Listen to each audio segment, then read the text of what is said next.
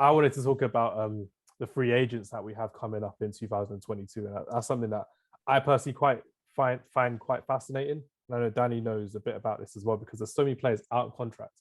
And I just wanted to ask the both of you, Salem and Danny, with all of these players that we've seen out of contract coming up, got Mbappe, we've got Paul Pogba, Boubacar Kamara, Jesse Lingard, even the likes of Christensen, Rudiger, Insigne's gone to Toronto. Do you think this is more of a power move now for players to run down their contract and look for the best suitor for their next career move? Salem, what do you think about that? Yeah, I mean, it has been going on for a while. I wouldn't say it's like a new thing that there's this whole like players can just run the contract down and then sort of look for, like probably better terms because the buying team won't have to pay the signing team will have to pay like a transfer fee so they can give them a bit more of that sort of money up front. But yeah, I mean, it happens. But the question mark really is like, why weren't the players like locked into sort of longer contracts like 2 years ago or something? Exactly. But then again, if the player had that intention of, that they wanted the power and they wanted like a move or something, then that's just football. Like it works both ways. There'll be times where your team will sign like a free agent as well. And like, if you look at Rudiger, I mean, since signing for Chelsea, he's been good this season. He's been good sort of last season, but I wouldn't say he's been like a 10 out of 10 performer for him, like, throughout his sort of Chelsea career. So maybe when like 3 years ago, when they maybe should have extended the contract 2 years ago, he probably wasn't playing that well. And that's why he didn't get a new deal. And he wasn't even in the team under Frank Lampard a year ago as well. He wasn't even in their system. Exactly. And now if he's asking for like 400k a week or something like that, then it just probably just doesn't fit well with Chelsea board. And, they probably just think that it's probably better to just sell him and bring somebody younger through or Who pays that 400,000? That's what I want to know. Like, yeah, he played well against Liverpool and he's been playing well recently, like you've said, but 400,000 a week is what I call messy money.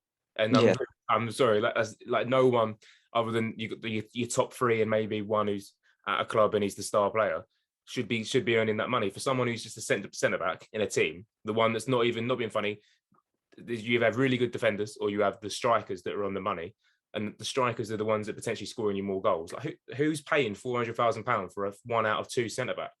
You saw with Varane. Varane's being put next to Maguire and all these sorts, and he can't defend. So it's not one centre back isn't going to make a difference. You put him in Real Madrid's team, yeah, fair enough. Him and Alaba could make quite a good partnership. But then Alaba goes bombing forward and he's left on his own. And he's like, okay, cool. Where do I sit now? Like £400,000 is stupid money for that sort of player. That's how much Juventus spent on Aaron Ramsey as a free deal as well. They spent 400k or 350k on his wages per week. And it's Aaron Ramsey, for God's sake. Barely even plays for them these days. I think like it would be better if there was some sort of like salary cap, like wage cap or something. I think that'd be like, a really good way to go. Like, that maximum pay could only be like 150 or 200 or something like that. I've got a few that I've looked at. And obviously you mentioned Rudiger. I've got him on my list. You got to talk about the bigger names first to get them out there. Like Dybala, I think he's looking for a move. He's not one to stick around at Juventus. I don't think he's got any loyalties to Juventus. I think if Liverpool came asking for a Dybala to come and sit in that centre forward role, I think he'd be one to they look at. Would Dybala work at Man City as a false nine? He would turn into a pet roulette merchant, and I just think like he wouldn't want that. I think he's someone that definitely wants to play week in, week out. Or so if he was getting swapped around left, right, and centre with some of the likes of Foden, Grealish, Sterling, Jesus down that middle, I feel like he wouldn't want to be a part of that. The other one I've got is Ousmane Dembele. Like wherever he ends up, it's because of his Barcelona ridiculous situation there with signing Ferran Torres and then going, right, yeah, because we've signed you, now we want to look at Morata, now we've signed you, we're going to look at Haaland too. Like how much money have they actually got to waste of other people's like debt, to be honest with you? So he's one that I think he could end up at United. I feel like he's one that United could look at, or even like an Arsenal or a Tottenham.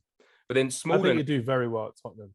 I think it'd be good to have like not the biggest of clubs in the league, but somewhere that's again competing, but something that he'll get a bit of free space to run into in the back, and someone that Lucas Moura does really well, Son does really well, and I think Conte could actually make a machine of him once again. It'd be good to see someone who's been injured all the time get a good run, and especially if he comes to the Premier League, that'd be a great addition to it. This is what I've been saying to people, because you got to remember he was a 100 million man back in the day.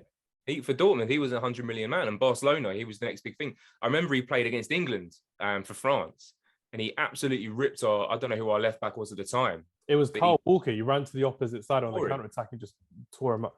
That clip goes viral every time you talk about Ousmane Dembele. And then I just don't know what's that. He said injuries and maybe a bit of attitude and this, that, the other. I've got one more if you got ears for it. It's an interesting one because I feel like this guy could go absolutely anywhere within a top 8 Premier League team, and it could be a bit of a controversial one. So he plays in the Championship currently, and he's been absolutely bagging goals for Blackburn, and it's Ben Brereton Diaz. Yeah, that's our favourite Chilean. Yeah. That man at the moment, I watched him play the other day. They absolutely routed a team. I can't remember what it was. It was like a 4 or 5-0 victory. And my gosh, that guy can play. He's got lightning pace. He's got the ability to score on both feet. He had a few passes here and there, didn't lose possession, won a few headers. And you think a team either coming up or a team who's looking to break into the top 8, top 6 of the league, I'm thinking maybe like a Brentford, especially with their scouting mechanism and how they look at buying players who can score goals off the cuff and have that statistical value.